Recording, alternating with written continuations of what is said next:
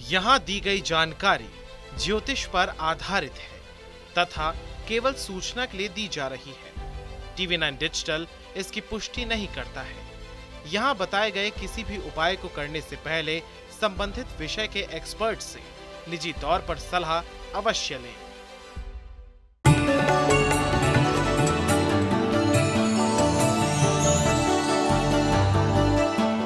नमस्कार, astro science में आपका बहुत बहुत स्वागत है। मैं हूं आपके साथ कीर्ति अरोड़ा और मेरे साथ हैं एस्ट्रो साइंटिस्ट गुरुदेव जी वशिष्ठ जी। सर, आपका बहुत बहुत स्वागत है। दाता खुशियां दे, माता रानी सदा सुखी रखे। क्या करना है क्या नहीं, हमेशा इसी कंफ्यूजन में रहते हैं, बेमतलब ही उलझे रहते हैं, हमेशा दूसरों पर डिपेंड रहना पड़ता है, खुद से कोई फैसला नहीं ले पाते। तो कहीं मत जाइए, क्योंकि आपकी दुविधा का अंत करने के लिए लाए हैं हम आज का एपिसोड। आज गुरुदेव से जानेंगे क्यों हमेशा आप कंफ्यूज रहते हैं, क्यों आप फैसले लेने से कतराते हैं। इसके साथ आपके पूरे दिन का हाल भी हम गुरुदेव से जानेंगे। गुरुदेव, सबसे पहले जानेंगे दुविधा, कंफ्यूजन, क्यों हमेशा दुविधा में रहते हैं, कंफ्यूज रहते हैं, उसके पीछे कोई प्लैनेटरी इफेक्ट रहता है, इसके बारे में बताएं। ये जो तुमने सवाल किया है, इसके बेटा कई सारे जवाब हैं। चंद्र और शनि का मेल हो, इंसान को आइडिया जल्दी नहीं आता। अगर उसे कोई आइडिया दे दे तो वो घोड़े पे सवार हो जाता है और फिर उसके बाद बहुत दूर निकल जाता है, लेकिन पहला आइडिया नहीं आता। तो उसकी वजह से वो कंफ्यूजन दिन रात सोचने वाला, हर वक्त सोचने वाला, वो इस तरह से बनता चला जाता है। उसको सलाह की सख्त आवश्यकता होती है और जब उसे सलाह मिलती है फिर वो वाकई में दौड़ता है। इसीलिए चंद्र शनि के मेल वालों को ये खास तौर पे सलाह हम देते हैं कि तुम पार्टनरशिप में काम करो, उनके इसी कंफ्यूजन को ख़त्म करने के लिए। दूसरा होता है सूर्य का कमज़ोर होना।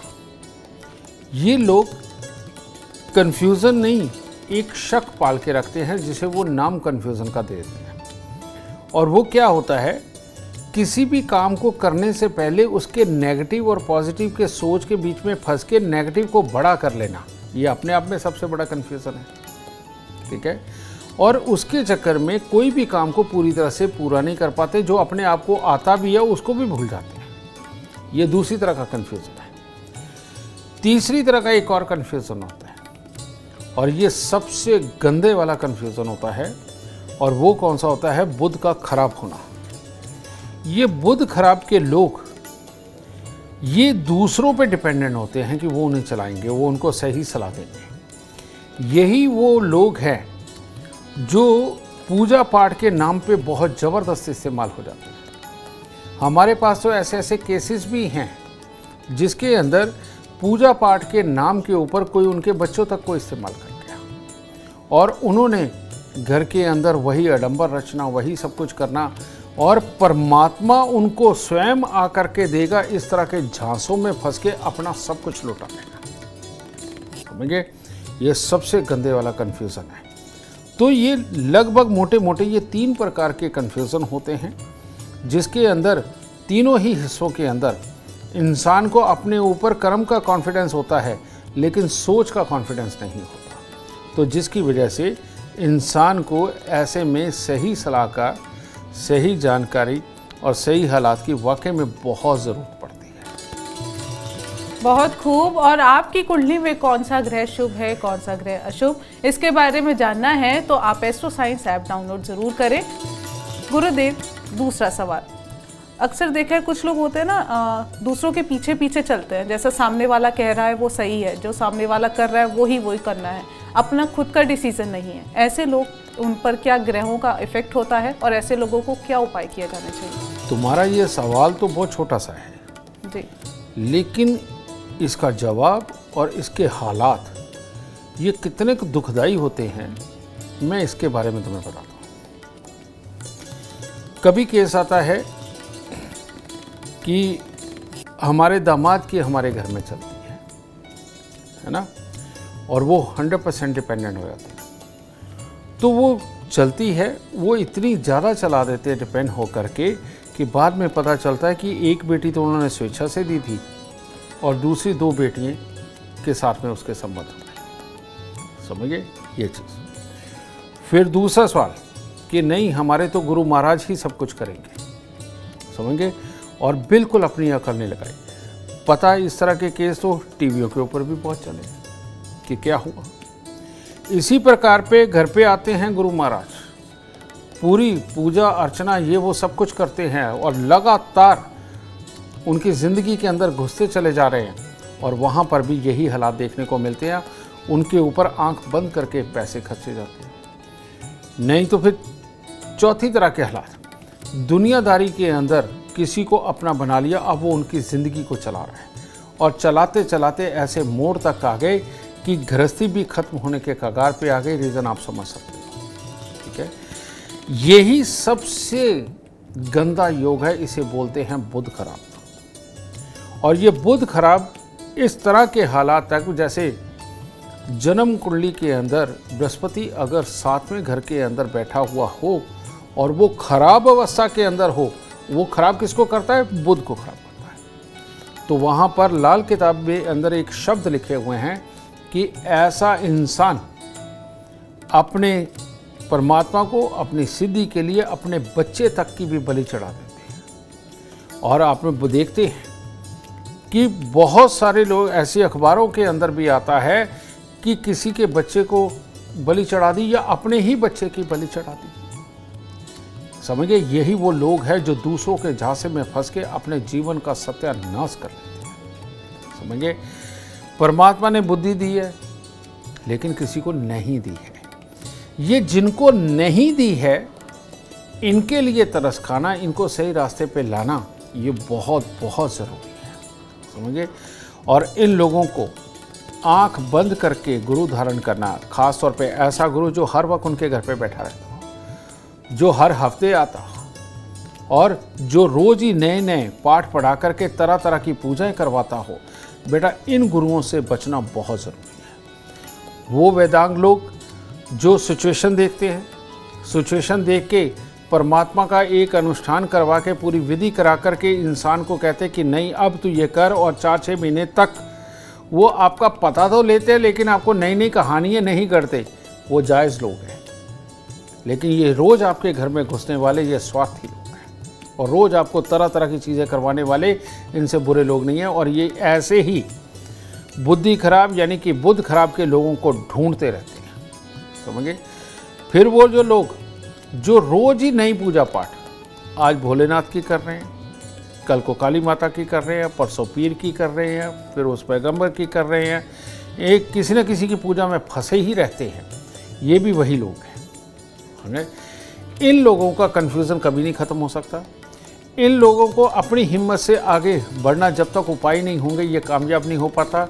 यही लोग रोज़ अपने आस पास के माहौल में कलेश पैदा करके छोड़ने का काम भी करते हैं, और प्यार के अंदर ऐसा बहाव दिखाते हैं कि एक ऐसे को चुनते हैं कि जो इनके ऊपर राज कर सके। ये गलत है तरीका। तो ये बुध खराब, इसका इलाज बहुत ज़रूरी है। और इसका इलाज अगर करना है आपको, अगर आपके पास है तो बेटा 96 दिन के लिए बीच में से नाक छेदन करवा के इसके अंदर सोना या चांदी की तार डालें, और 96 दिन के बाद निकाल के इसको घर के बाहर कहीं भी फेंक दें।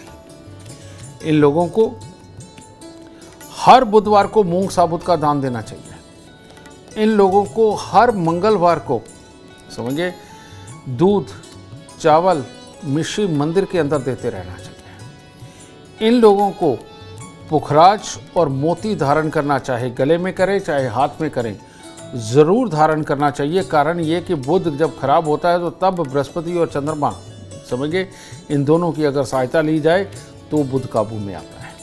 तो ये बहुत बड़ी बुराई की तुमने एक तरह की बात छेड़ दी बेटा, इसलिए मैंने खुल के ये बताने का कोशिश की है। ऐसे में आपके आसपास के माहौल के अंदर कोई ऐसा इंसान है तो उसकी जीवन को काबू में लाने के लिए आपको ये उपाय ज़रूर उससे करवाना चाहिए। ये एक तरह का उनका भला ही होगा। हालांकि वो मानेंगे नहीं जल्दी, पर आपको कोशिश करके उनके जीवन में ज़रूर अच्छा फल लाना है। तो गुरुदेव, अभी आपने जैसे बताया तो कुछ लोग जैसे तांत्रिक आडंबर करते हैं, दूसरों को फंसाते हैं या खुद करते हैं, ऐसे लोगों पर क्या इफेक्ट होता है? बेटा, ये वही वाली बात है जो अभी मैंने बताया है। ये तांत्रिक कह लो, पूजा पाठ वाले कह लो, या ढोंगी कह लो, समझिए, इनकी स्वार्थ सिद्धि होती है। और इनकी स्वार्थ सिद्धि ज़्यादातर क्या होती है बेटा, ज़िंदगी के अंदर 3 खेल है, जर का, जोरू का, ज़मीन का, यानी पैसा, औरत और ज़मीन। समझे? आदमी के लिए औरत जो है वो औरत है, और औरत के लिए आदमी वो भी औरत वाला ही खेल है। समझना? तो 3 ही हिस्सों की चाहत होती है, और ये लोग इस तरह के अडम्बरों में फंसा करके जो फंस गया उसके घर से ये तीनों चीज़ लूटने का काम करते हैं। हमारे पास तो बहुत सारे लोग ऐसे भी आते हैं कि ऐसे ही कोई सलाहकार बन के आया, ऐसे ही पूजा पाठ करवाने वाला आया, वो इतने एकड़ ज़मीन साथ में लगा के चला गया, इतने करोड़ साथ में लेकर के चला गया। ये रोज़ के खेल है, समझे ना? तो इनसे बचना चाहिए। अपने बच्चों को संभाल के रखो। चलो कोई पूजा करा रहे हो करवा लो, लेकिन बच्चे सामने होने चाहिए, पीठ पीछे अकेला मत छोड़ो बेटा, ये बहुत ज़रूरी है। वरना आप स्वयं ही मूर्ख बनने के लिए अगर तैयार होगे तो बेटा फिर तो अब तो बन ही जाओगे, फिर मामले ख़राब हो जाएंगे। तो फिर आप नाम चाहे किसी को कुछ भी दीजिए, लेकिन इस्तेमाल आप हो जाएंगे। तो इस इस्तेमाल होने से सख्त बचें। और अगर अपने आप को बचाना है तो एस्ट्रो साइंस ज़रूर देखें, और ग्रहों की दुर्दशा को सुधारना है तो एस्ट्रो साइंस ऐप डाउनलोड करना आप बिल्कुल ना भूलें। गुरुदेव, अगला सवाल, किसी चीज़ को लेके फैसला ले लिया, मन बना लिया, हाँ अब मैं ये काम करूँगा, और वो काम का प्रोसेस भी शुरू हो गया, लेकिन फिर दुविधा शुरू हो गई। मैंने फैसला ले लिया, काम भी चल रहा है, अब मैं दुविधा में हूँ, या मैंने सही किया या नहीं, उसके बारे में बताएं। बेटा ये एक स्थिति ऐसी होती है जिसके अंदर बुध राजयोग कारक बैठे होते हैं, और जन्म कुंडली के अंदर चंद्रमा खराब होता है।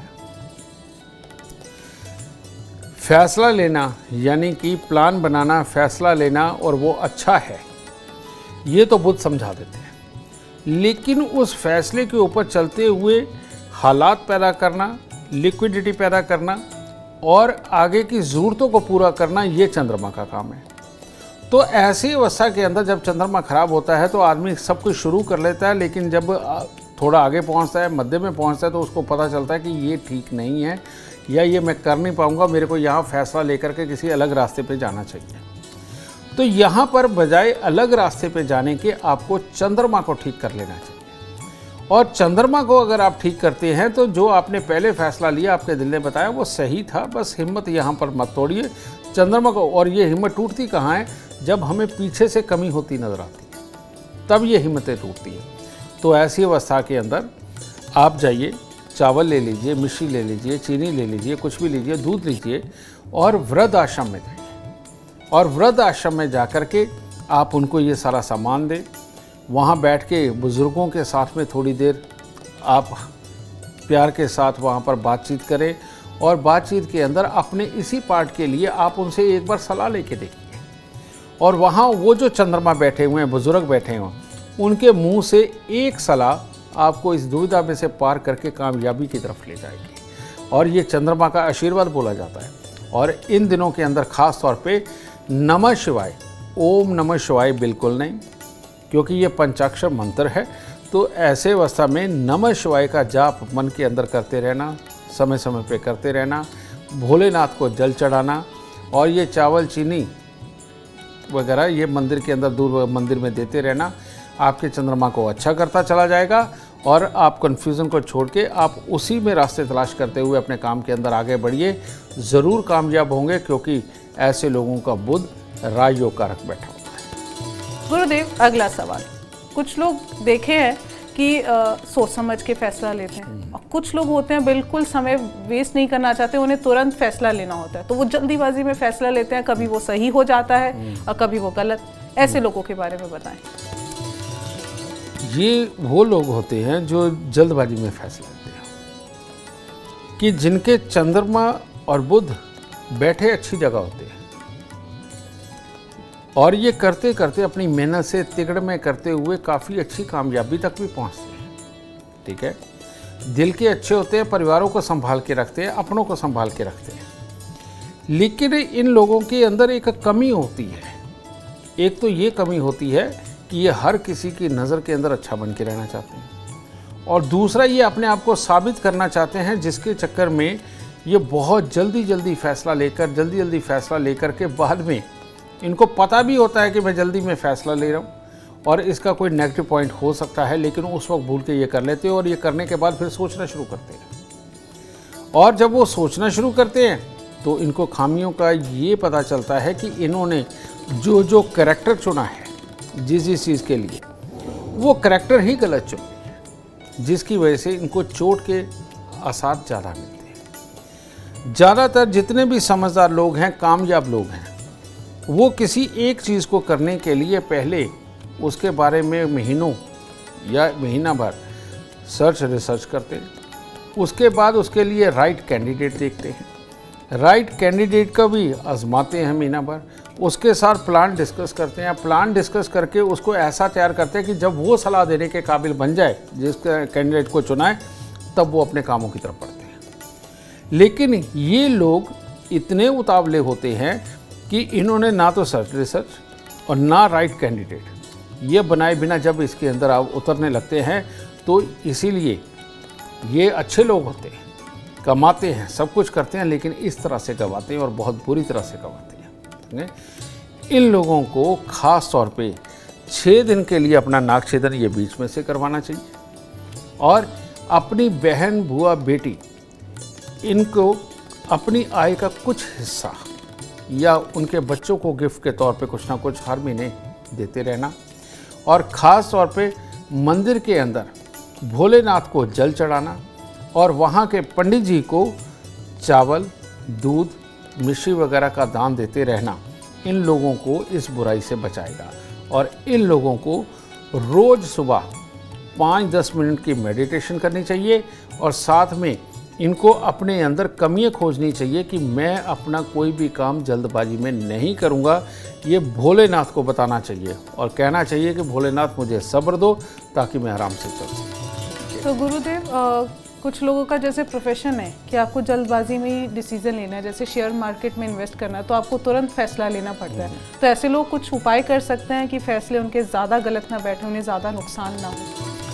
देख बेटा, तूने शेयर मार्केट की बात करी, ये जो चीज़ है ये प्रैक्टिस पे डिपेंड है और प्रैक्टिस भी तब जब राहु और सूर्य अपने फेवर में हो। जिनका भी जन्म कुंडली के अंदर सूर्य और राहु पॉजिटिवली जुड़ा हुआ है, समझ गए, वो लोग शेयर मार्केट करते हैं तो कमाते हैं, बहुत अच्छा कमाते हैं। शेयर मार्केट में जाते भी हैं लेकिन ज़्यादातर कमा के निकलते हैं। मेरे पास बहुत सारे ऐसे क्लाइंट हैं जो कमाते हैं। तो जिनका ये सूर्य राहु खराब है बेटा, वो रोज़ फैसला लेते, रोज़ बर्बाद होके आते हैं, रोज़ फैसला लेते, रोज़ बर्बाद होके आते हैं। तो यहाँ पर सूर्य को और राहु को अच्छा करना ही शेयर मार्केट के लिए, सिर्फ शेयर मार्केट के लिए बहुत उत्तम फल देता है। राहु को अच्छा करना है तो ऐसी अवस्था के अंदर सतनाजे को पिसवा करके उसका आटा बना करके रोज़ उसकी 1-2 रोटी बना करके पक्षियों को डालना शुरू करो, राहु अच्छा होगा। और सूर्य को अच्छा करना है तो हर रविवार को बंदरों को गुड़ गेहूं दे, नहीं तो जो सरकारी स्कूल के बच्चे छोटी छोटी उम्र के होते हैं उनको आप गेहूं के एक लड्डू बनवा लें जो गुड़ के अंदर बनते हैं, यानी गेहूं भून के उसके साथ गुड़ लगा करके लड्डू बना। ये सरकारी स्कूल के बच्चों को अगर आप खाने को देते हैं तो इससे सूर्य बहुत अच्छा होता है। तो इधर राहु, इधर सूर्य को अच्छा करके आप चलते हैं तो शेयर मार्केट के अंदर आपको लाभ वाली बुद्धि तब प्राप्त होती है। आपकी कुंडली में राहु शुभ है या नहीं, इसके लिए आप एस्ट्रो साइंस ऐप डाउनलोड करें और अपनी कुंडली के बारे में जानें। गुरुदेव, सवाल है मेरा कि अच्छे सलाहकार हैं, अच्छी सलाह हम दे सकते हैं, पर सामने वाला हमें सीरियस नहीं लेता। हम चाहते हैं कि सामने वाला हमें सीरियसली ले, हमारी सलाह को कंसीडर करे, उसके लिए कोई उपाय हो सकते हैं? इसके लिए लाल किताब के अंदर बहुत शानदार बोला जाता है कि लगन में बुध हो तो इंसान हर तरह की मैनेजमेंट को चलाने वाला, हर तरह की एक अच्छी बुद्धि पाने वाला, सब अच्छा होता है। लेकिन वहाँ एक शर्त लगा दी कि ऐसे इंसान का रंग अगर सांवला होगा तो पानी पर भी पत्थर इसके तरेंगे, है ना, यानी लोग इसे मानेंगे भी, कामयाबी भी होगी और गहरी सोच के साथ में ज़िंदगी के अंदर कामयाब होगा। लेकिन अगर ऐसे आदमी का रंग सफ़ेद है तो ऐसी अवस्था में गुण तो उसके अंदर सारे हैं, लेकिन वहाँ एक खास शब्द आता है मखौलिया, कि जो हंस हंस के हर वक्त तफरी के मोड में रहे और बात व्यंग में करे, हंसी वाले व्यंग में, और दूसरों को हंसाने की कोशिश में ही हर वक्त अगर वो लगा रहे, ठीक है, तो ऐसे लोग सलाह बहुत उत्तम देते हैं, कर्म करते हैं, लिखावट अच्छी, दूसरों से क्या चाहिए क्या सिखाना ये सब अच्छा, लेकिन उसको लोग सीरियस ही नहीं लेते, समझे। तो ऐसे इंसान हंसी मजाक करे, करने के वक्त में करे, लेकिन जब काम करे इतना सीरियस होकर के करे कि उसके अंदर एक भी शब्द बीच में मजाक का नहीं आना चाहिए। इनको ये बदलाव लाना पड़ेगा। इसके साथ अपने अंदर ये गुण परमानेंट बन जाए, इसके लिए माणिक्य की अंगूठी धारण करना सोने में, हर रोज केसर का तिलक नाभि जुबान माथे पर लगाना, और जब भी आप अपने पुरोहितों के पास जाएं, अपने गुरुओं के पास जाएं, चठेरों में जाएं, वहाँ पीली चीज़ों को चढ़ाना आपके लिए बहुत ही फायदेमंद रहेगा, ठीक है। और समय समय के ऊपर हलवा पूरी का भंडारा लगाना इनको और शुभ फल प्रदान करेगा, ठीक है। तो ये करते रहे, तब आपके फैसले आपके साथ होंगे, तब लोग आपको सीरियस लेंगे और तब आप कामयाबी की सीढ़ियाँ चढ़ेंगे। गुरुदेव, इसी से जुड़ता एक सवाल है कि दूसरों को सलाह तो अच्छी दे देते हैं और खुद के लिए फैसले सही नहीं ले पाते, ऐसे लोगों के बारे में। इसके लिए लाल किताब में आता है, दूसरों को नसीहत मियाँ खुद फसीयत, ये लिखा गया है।